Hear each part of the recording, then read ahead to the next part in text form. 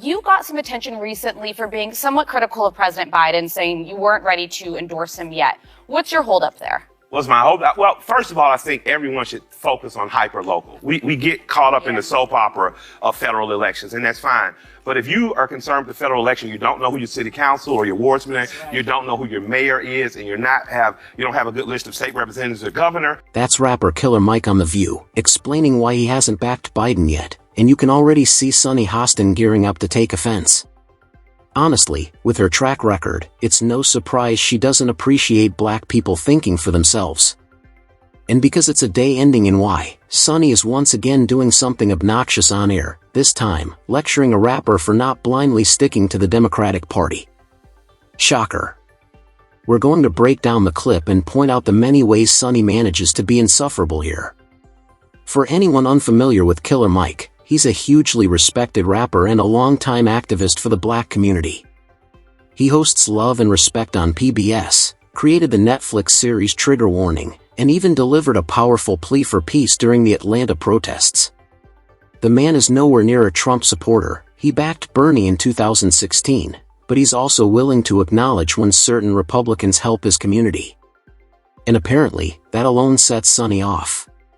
In the clip, he's talking about gratitude and staying imaginative after winning a Grammy for Best Rap Album, and, of course, Sunny finds a way to hijack the moment and scold him like he's a misbehaving child. And your imagination has to be bigger than the room, bigger than the building, bigger than the sky, because if you keep the imagination alive, everything is possible. That's right. When you limit your imagination, nothing becomes as possible as it could be. So, now, yeah. You know, I'm a former prosecutor. Yeah.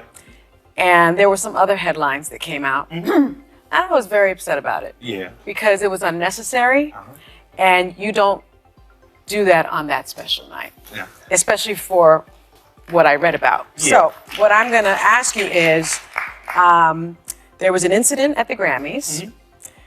It led to you being taken out in handcuffs and arrested. You could practically feel the contempt pouring off her.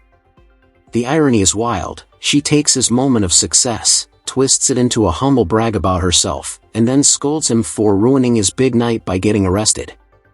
This is the same person who claims black Americans have it worse than Muslims disappearing into camps in China because our justice system supposedly loves locking black people up for no reason. And honestly, her hostility toward him isn't random.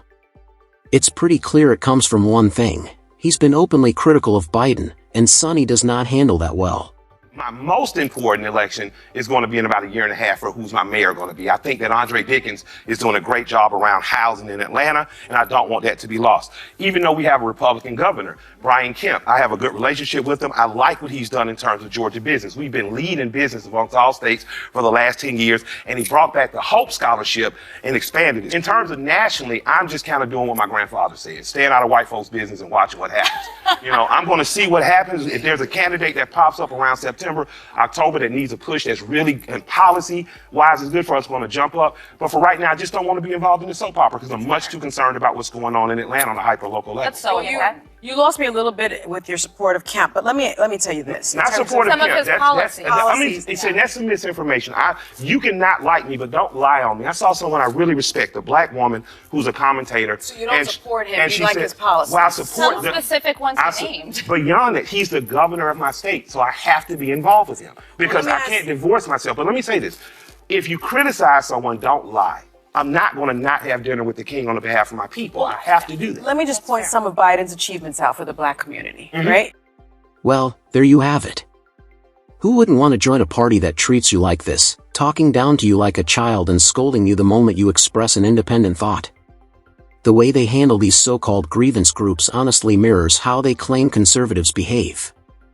They insist conservatives can't tolerate people who think differently, yet the second someone says anything even mildly positive about someone outside their approved bubble, they pounce.